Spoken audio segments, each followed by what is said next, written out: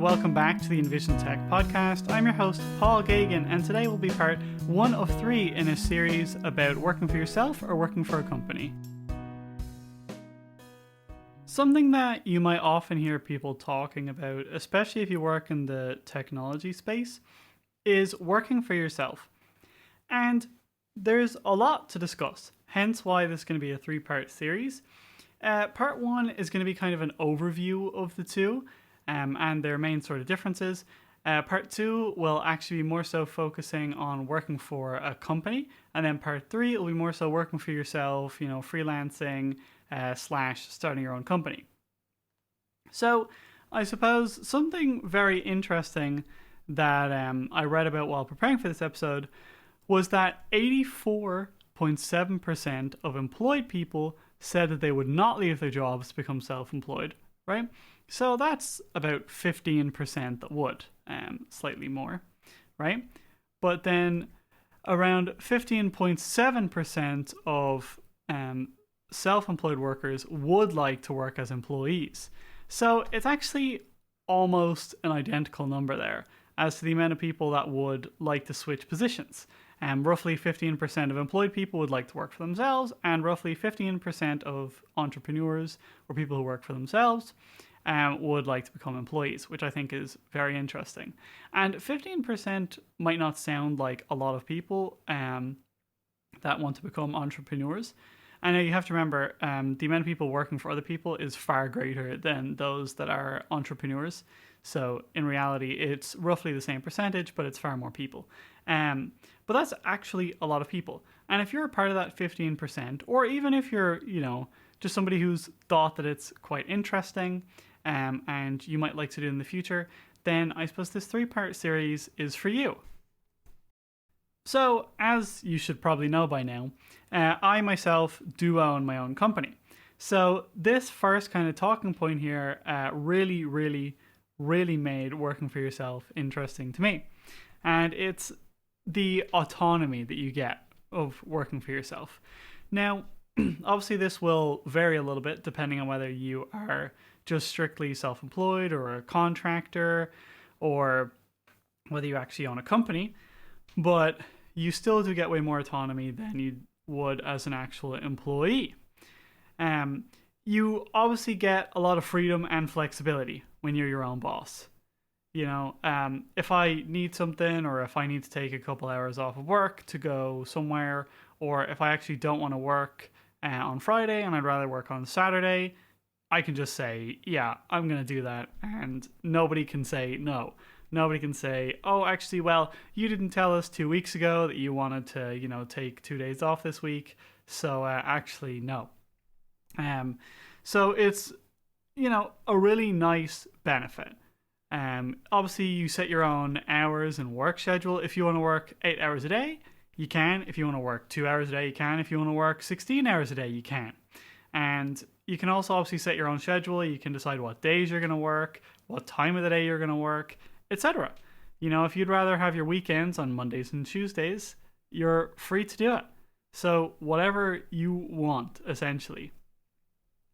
You can also choose projects that you're passionate about. So I'm going to talk a little bit more about technical stuff, related things in this episode in this 3-part series, but this applies to anybody. So for example, for me, if I want to work with a new technology or build a specific website or a specific app or a specific piece of software, I can do it. I can say, yeah, well, actually, for the next month, we're actually going to focus on doing this. I get to pick exactly what I want to work on and what my company works on and what we produce and eventually release. You can also work pretty much from anywhere that has an internet connection, and that's not a joke. Obviously, depending on your type of business, that might not be fully possible, but even then, it's far more flexible than working for somebody else. I could literally go on holiday and still be available if I need to be. Or I could go live basically anywhere. I don't have to say, oh, well, I'm relocating, I need to get a new job. I just say, oh, well, I'm relocating, I need to bring my computer, and I'm good to go. So, again, there's just quite a few things, but it all kind of comes back to being very being able to be a bit more flexible and a bit more sort of independent with what you can and can't do. Obviously, there are plenty of uh, tech entrepreneurs, if you will. So I'm not even going to go through a list, but obviously we've all heard about Steve Jobs and Bill Gates and Steve Wozniak, and everybody. So there are a lot. I'm not going to sit here and talk about them for a long time, but I mean, if you've heard of pretty much any big tech company, chances are that at some point it was just one or two people, essentially at home working on their computers. And that's how a lot of those companies start. And I'm sure that in a lot of other fields, it's the same in terms of companies that get started like that. There's also been a study recently that cited that 73% of freelancers have cited flexibility as the main reason why they started working for themselves, which I can totally understand. As I mentioned before, I'm blind, and being able to work from home is a big deal for me, right? And yeah, there are companies that would let me do that, but like I will literally never have to travel to an office for anything ever, which that does happen with companies. Even if you get approved to work from home, sometimes they don't want you to come in. But I literally never have to do that. I'm in my office, essentially, even when I'm in my sitting room, sitting on the sofa. And that's where I do a lot of my work. I have a wireless keyboard, so I sit there beside my wife. My cat usually joins me as well, and I just do my work there. It's great. I don't have to sit there for hours on Zoom talking to people or anything like that if I don't want. And if I do want to, I mean, I can. So there are a few bad things about being your own boss. There's a lot of extra responsibility. When you're working for somebody else, if you get the work done that they essentially designate to you, then you're done. If you have 5 days to finish some work and you finish in 3 days, they don't have anything else for you to do. Okay, well, for the next 2 days, I mean, you can take it pretty easy. But as a business owner, that's never an option, essentially. Um, Sometimes my wife will ask me, like, oh, what is there to do? And I'm like, well, what do you mean by that? Do you mean right now or in general? Because right now, I mean, I could maybe not do anything. But in general, I have a million things to do. And that might sound a little bit daunting or intimidating to people, but it also doesn't have to be. It's about managing your time. And I suppose if you're bad at doing that, then obviously owning your own business or being self-employed can be difficult, but it's also something that you get used to over time and that you get better at. Even this podcast, for example. Some weeks I have recorded this on Friday at 10 p.m. And some weeks I've been, an episode ahead or maybe even two, and I've been able to take a week off from recording. And it's essentially up to you how difficult you make things for yourself. So it's a bit difficult if you are bad at those things. But even if you are, you can get better at them. Especially if you have people there who can help you out. And I don't mean help you out as in do work for you, but even encourage you, support you, and try and help you hold yourself accountable. A lot of people, around I think 66% of freelancers, have also said that finding clients and managing those relationships can be a challenge. And that is something that you are essentially entirely like responsible for when you're working for yourself, at least at first. Obviously, if things are going well and you can manage to hire somebody else, maybe you can do a little bit less of that. But at the start, it is all up to you. When I have a new project, it's not just because I've been sitting back waiting for my manager to tell me, oh, we got this new client and they want this project, here's the requirements. No, you have to be emailing people, you have to be, hoping that somebody will refer you. You have to be trying to get your name out there, whether it be on LinkedIn or via Google Ads or whatever, or just hope that somebody calls your company when they find it on Google. And that can be quite hard and quite stressful, especially at the start. When you build up a few clients, I feel like it doesn't have that same amount of pressure and you can get more referrals. Maybe you'll have some more kind of ongoing income, depending on your business. But at the start, it's very difficult to get the ball rolling, get that first client or even that second client. You know, it's quite difficult, and managing those relationships can also be quite difficult because it's also about working with people, and you don't necessarily have to like all the people you work with either, but you have to work with them. At least if you want to, make money and complete projects. And, I'm not saying that I've worked with anybody that I haven't liked, but if I come across somebody that I don't like, but they want a website done, I mean, am I going to say no?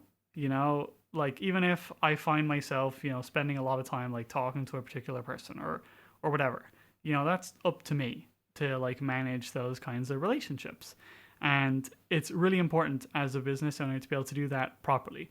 Because if a client messages me and I don't respond for a week, I mean, that's not great, is it? That doesn't look very good. So whenever somebody messages me or emails me, I always try and reply. Even if it's on Sunday, which is usually my day off, I'll still usually respond to people's messages on that day. Now, sometimes I don't. It depends. If I know what the message is or I know it's probably not important, then I'll leave it. But a lot of the time I will respond, especially if it's a new client. Even if I'm like taking a week off or a few days off and somebody calls me looking for a new website or they send me a message, I'm going to reply. Like you kind of have to realize that since you're responsible for everything, sometimes you're going to have to do a little bit extra, even whereas you might not if you work for somebody else. You also have to look after essentially everything for the company, as I kind of mentioned, especially at first. And there are some exceptions, and I'll talk about those in a second. I'll probably talk about them more in a future episode, but I'll talk about them a little bit here. So you have to handle the marketing, the sales, the accounting, and there are ways to make this easier. Obviously, you can hire accountants, there's different software, etc., etc., etc., but those cost money, which, especially at the start, is really, really valuable to save as much money as you can. It can also be quite difficult to maintain your motivation and discipline. So some days I wake up and I'm like, oh, I do not want to work today. I don't want to work on this website. I don't want to work on that project. I don't want to, write the notes for my next podcast episode, whatever. But, you have to hold yourself responsible and be disciplined in saying, okay, well, I said that I'm going to post every day on LinkedIn. So I need to make sure that I have a post ready by the end of the day. Or I need to make sure that I schedule my post, or I need to make sure that I do something, whatever it might be. And again, you can make these sorts of things a bit easier, and I'll talk more about this in the episode specifically about working for yourself. But there's, a lot to do. And it's very hard sometimes to stay motivated. Sometimes you'll have a bad day and you'll say, okay, like this is too hard, I want to give up. But it's about not doing that and staying motivated. There's also obviously a lot of other challenges. There can be long working hours depending on your business and depending on how things are going, and also income instability. So, especially depending on your industry or your business, let's say you make €1,000, right? Let's say you make €1,000 on a project, and that's great. But then it's 3 months and you haven't had a project since. Well, what do you do? How do you keep that going? Because €1,000 probably isn't going to last you for 3 months. You're going to get that €1,000 and go, oh wow, this is great for my first project. But obviously, if you don't have a steady stream of projects, then your income can be very unreliable. And that is a little bit of a problem, especially at the start, as I said, when you only have one client and maybe you don't have any sort of ongoing income. So for example, for our websites, we offer hosting plans and all sorts of things like that, where we can essentially make money every month, so instead of just paying us once and then from then on we basically make no money after that initial payment, we charge on a monthly basis for things like hosting, And if people want to do that themselves, that's fine. That's also an option that they have. But a lot of people don't usually. If you're getting a website made, you probably don't want to go through the effort of hosting it all yourself as well. And I suppose having things like that in place, again, will really help. But again, I'll talk more about these sorts of things and like different strategies and the benefits and disadvantages in a future episode. Obviously, moving away from working for yourself, you have working for somebody else. And that usually involves working for a big company. Sometimes you will actually be working for a small company, whether it be a family owned company or like a startup or maybe even just one other person. But the norm is to work for a relatively large company where maybe it has tens, hundreds, thousands, tens of thousands of employees, and you're just one employee amongst all of those.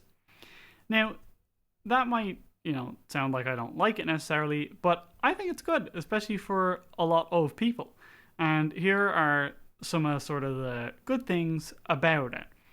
So, obviously, you get a regular paycheck. There's no wondering, oh, well, am I going to get a project this month? It doesn't matter what's happening to the company because they have to pay you. You're going to say, okay, well, I earn, 500 euros a week, 1,000 euros a week, whatever it is that you get, and you're just going to get it. And that's going to show up every week in your bank account, and you know that. When you're planning for the month or if you're planning a trip, you're going to say, oh, well, my trip is, let's say 3 months away. So between then and now, I'm going to make 6,000 euro, if I'm making 500 euros a week, roughly. Obviously, you're going to take away your expenses and you're going to be able to say, okay, well, I could probably afford to spend, 1,000 euro or 1,500 euro or whatever on that trip, So you're able to budget for things like that very easily, or at least, a lot easier because things can still come up or whatever, but you could obviously lose your job, etc. You could get actually promoted or whatever and make more money, but in general, it's a lot more stable. And you get benefits. You get health insurance a lot of the time. You get paid time off. And those are minor sounding things, but I don't get paid days off. If I take a day off, I'm just gone. Nobody's gonna send me a amount of money at the end of the week and say, oh well, here you go, Paul. You used your 4 hours, out of your however many hours that you have. Of time off, so here's the money for those. It's, oh well, you didn't work for 4 hours, so okay, that's it. Actually, there's nothing else. You just didn't work for 4 hours, or whatever it might be, a day or a week, And again, that can be helped a bit, and we'll talk about that as I keep saying in a future episode. But yeah, a big problem. And supposedly, I think over 90% of corporate employees receive health insurance, which is a lot of people. Obviously, and health insurance is pretty important, especially depending on where you live. If you live in the US, for example, health insurance is super important because there is no universal healthcare or public healthcare. Well, at least not the same way that there is in Europe or in other parts of the world. So having health insurance, even if you do live in Europe, is really good. It can save you money, it can get you access to better healthcare, etc. So having those sorts of benefits that you can rely on, those pension contributions or whatever it might be, it might not sound like a big deal. You're like, oh well, I get that at every job, but obviously if you're going to be self-employed, you might not get those. At least they're not a guarantee. So that right there is probably the number one benefit for most people. Now, I suppose the second one is a little bit dependent on where you work and things like that, but it's the opportunity to work with other people and learn from experienced professionals. So let's say that you're a developer and you're starting off in a new company. You've never done any development work before. You don't really know what you're doing. You start at this company and there's a senior developer there who kind of decides to help you out. They say, okay, well, it's your first day here. I'm going to show you how to do a few things. And over the next few weeks, they might, show you more and more stuff, help you kind of build your knowledge and get started. And that will usually result in you being a better developer, right? After a few weeks, you have learned a lot already. And you'll be working with other developers. You'll get to see different approaches to different problems. You'll get to see different technologies used in different ways. And again, that kind of applies to any company. You know, if you're working in retail, you might see somebody do something a certain way, which will help you do it faster or better or whatever it might be, you know? So again, it will kind of help you essentially get better. And that, again, is pretty important, especially for your professional growth and development. There's obviously structure and clear expectations. So the structure is I work 40 hours a week or whatever it is, and that's it. I'm done. I start at 9, I finish at 5, I get my break at like 1 o'clock, it's 30 minutes, an hour, or whatever, and then I'm done. And okay, I have this meeting at 10 a.m., then I have a meeting at 2 p.m., sorry, and I have this many things to do during the day, or after my meeting in the morning, I'm going to get given work to do before the second meeting, and I just have to have that done, whatever. But it's very, I don't want to say rigid, but you can kind of know what to expect. There are set expectations, there is a set list of things to get done. You don't really have to figure that out for yourself. A lot of the time that's provided, or it's very obvious.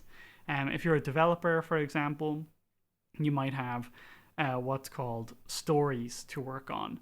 And if you're not familiar with development, then that might sound a bit weird. Why do we call them stories? To be honest, I don't know actually why they're called stories.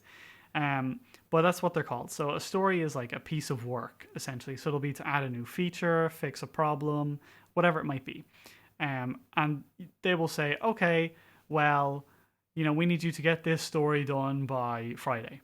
And then you just work on that until it's finished. If you get it done by Friday, great. If you don't, you'll probably just keep working on it until it's done. Depending on the company you work at, they may or may not give out to you about that. But yeah, so it's very linear, and it's a lot more easy to kind of understand what you need to do.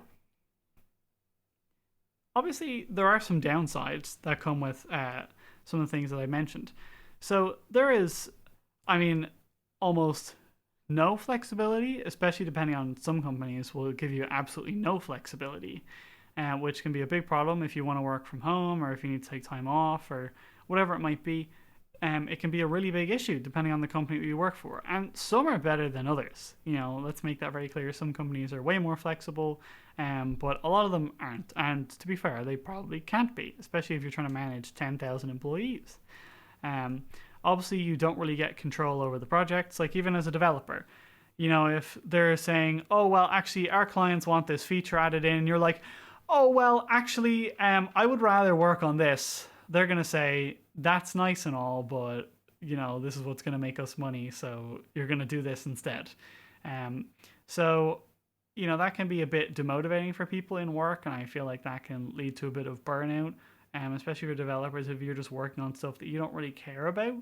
It can be a bit demotivating, but, that's essentially the trade-off that you're making. You're saying, okay, well, I might have to work on some stuff that I don't really care about or that I don't want to work on, but you're going to pay me every week or every 2 weeks or every month or whatever it is. And I suppose that's, I don't want to call it the sacrifice, but I said the trade-off that you make for working for somebody else is you're giving that control over to them in exchange for money or benefits or whatever it is. So I suppose just to kind of tie things together here a bit. So essentially the main differences are the financial sort of aspects to them. You get a lot more financial security with getting paid every week or every month or whatever it might be. But the thing is you actually might be able to make more if you're self-employed, but that also comes with the risk of being able to make absolutely nothing. You might get no clients or no projects, or maybe you get loads of clients for 3 months, then you don't get any for 3 months, and then you get another one, and then you wait another month, and then you get another one, etc. So it can be very unsteady, it can be unreliable, but it can also be incredible. You could be earning 10x what you're earning working for somebody else. Obviously more, like you could be earning thousands of times more, but you could also be earning absolutely nothing. You could never get any clients. That is, I suppose, the risk of starting your own company. Obviously, considering your own financial goals and the risk tolerance that you have. You know, if you have a mortgage or a family or whatever it might be, or even very expensive rent, maybe you can't afford to start your own company right now.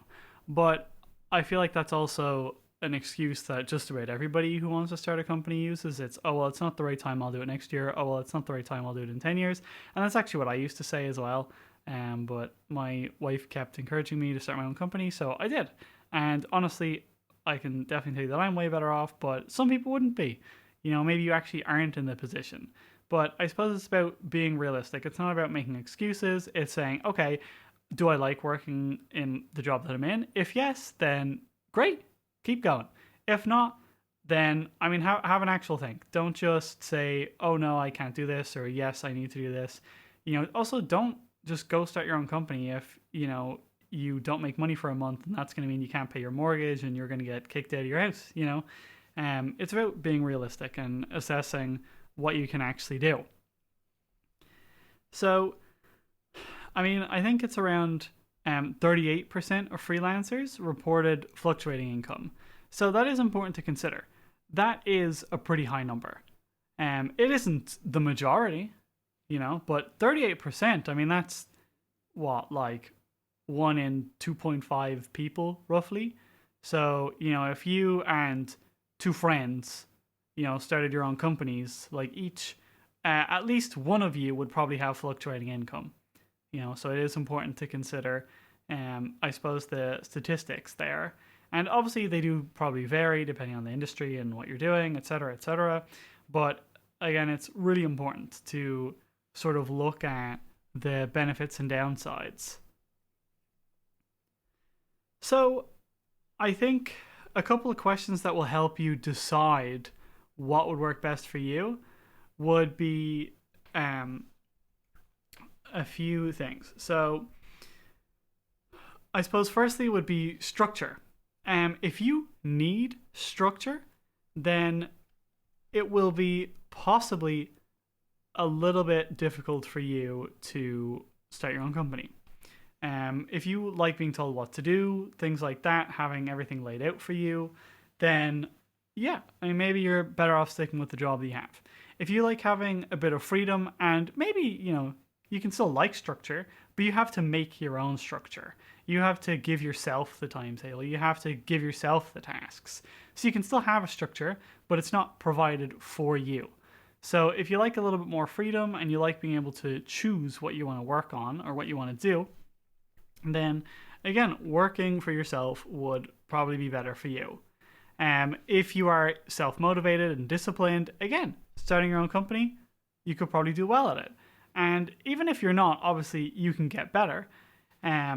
But if you're unable to do anything, you know, outside of your current job, like if you can't get motivated to work on like any kind of projects or anything like that, then honestly, you know, you will probably want to think twice about it and say, okay, maybe I won't start with starting my own company right now. Maybe I'll start working on a side project outside of my current job, just so that I can get used to kind of motivating myself and making myself have a bit more discipline. Just so that when, you know, if you do decide then to start your own company, you've kind of gotten yourself off to a better start. Another important thing to consider is, do you like working with others? Because if so, then you might not get to do that, especially at the start of having your own company. You're probably going to work by yourself. And if you're not, you won't be working with a big team unless you get a lot of funding or you already have a lot of money and you can afford to employ a lot of people, or some, you know, one of your partners in the company will, you know, also has like a lot of money or whatever, etc. If you're starting your own company, you're probably going to be working by yourself. You might be working with 1 or 2 other people, and that's probably it. That will be the limit. And even if you are, it's quite likely that you'll all be working on quite different things. You won't be working on like a team of people anymore. So again, all really important things to kind of consider and ask yourself before you decide whether or not you want to start your own company, or if you actually own your own company now, whether you want to keep doing that. Okay, so I suppose the key things that we've sort of covered here is that this is only part 1 in this series, to keep that in mind. And we just kind of gave a brief overview of some of the benefits and disadvantages of working for yourself, working for a company, a few of the key differences, and some important things to consider if you do want to work for yourself, and how those may impact you working for yourself or not. Obviously, it really depends. Everything that I've talked about in this episode is at least relatively subjective and will vary, pretty wildly depending on your individual goals, your personality, your needs, whatever it is, even your industry. Maybe it's way easier to start a company in one industry as opposed to another. So, in the next episode, there will be, it will be about, I said, working for a company. And I don't currently work for a company, I work for myself. So we're going to have a few special guests on the next episode and a few different interviews. We're going to talk about actually doing interviews for companies. We're going to talk about working for companies, some of the advantages, disadvantages, some of the things to keep in mind, etc. It's going to be a pretty good deep dive into that whole process, even getting a job. That process, how that kind of works. There'll be a bit of advice on how to do that. And we'll be talking to a few people about their jobs, etc. Obviously, in part 3, we're going to be talking more about actually working for yourself or starting your own company. So if you're interested in either of those, make sure that you subscribe, that you watch those next 2 episodes, because there's going to be a lot of really interesting stuff in those too. So that's going to be it for this episode. Thank you so much for listening. This has been the Envisiontech podcast. As always, I'm your host, Paul Gagan. Talk to you all next week.